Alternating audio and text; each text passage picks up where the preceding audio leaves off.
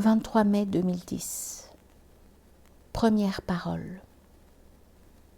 Père, pardonnez-leur, parce qu'ils ne savent pas ce qu'ils font. Le travail est terminé. Vous êtes encloués sur la croix. Le sang dégoutte de vos poignets et de vos pieds. Souffrance, souffrance.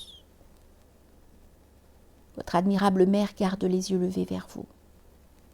Souffrance, souffrance. Les saintes femmes, puis Madeleine, et puis Jean. Bloc de nuit avant que ne tombe la nuit du monde. Et pour compagnie, à votre droite, à votre gauche, les deux larrons. Souffrance, souffrance. Rien ne vous est épargné. De quoi vous refermer en vous-même, de quoi prendre en haine ce monde injuste, ces hommes sans foi ni loi, ce misérable accord entre le Sanhédrin et Ponce Pilate. Au lieu de quoi, vous priez le Père de pardonner à tous ceux qui vous font souffrir au-delà du disciple,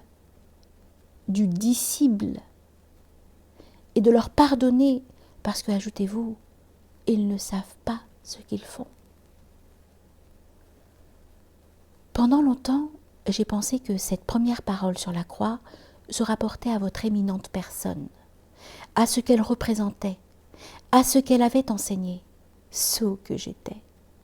Comment ai-je pu imaginer un seul instant qu'à la hauteur où vous vous placiez, vous eussiez pu vous mettre en avant? Il m'a fallu de très nombreuses années pour comprendre que la grande réalisation mystique s'accompagne de deux stations finales. L'extinction en Dieu, suivie de la subsistance en Dieu. Alors se pose une question toute simple. Que font donc les hommes, en l'occurrence vos bourreaux, sans le savoir? Autrement dit, qu'ignorent-ils d'eux-mêmes que révèlent leurs actes? Il faut revenir en arrière. Quand Pilate se refuse à vous condamner, les fonctionnaires du Sanhédrin sont massés devant lui.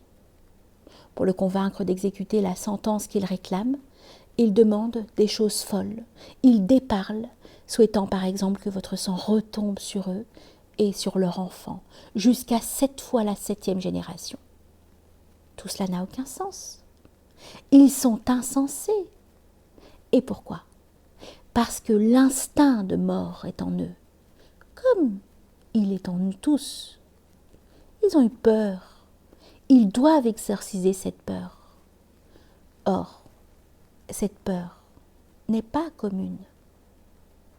L'alternative, la voici.